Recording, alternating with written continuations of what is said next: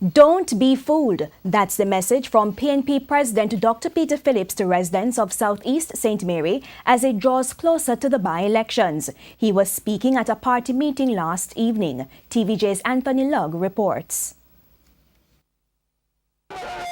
It's just 2 weeks before the October 30 by-elections and the intensity is evident.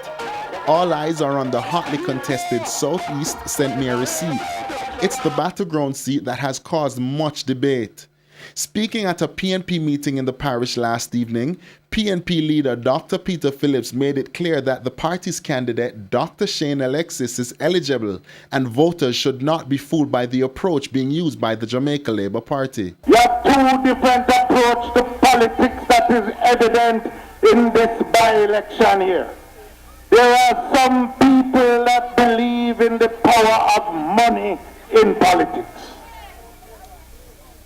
They represent the most backward, the most cynical part of the political process because they are trying to manipulate the hardship and poverty of people.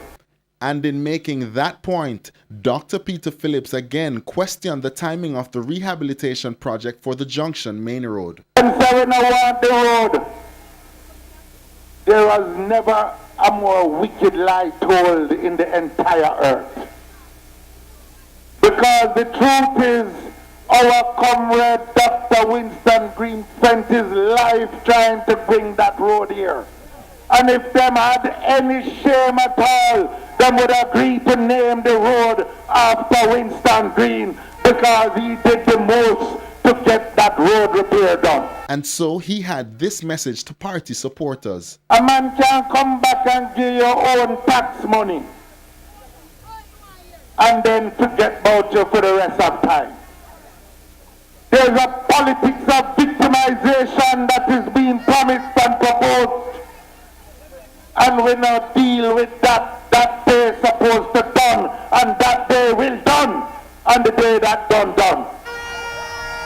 Anthony Lugg, TVJ News.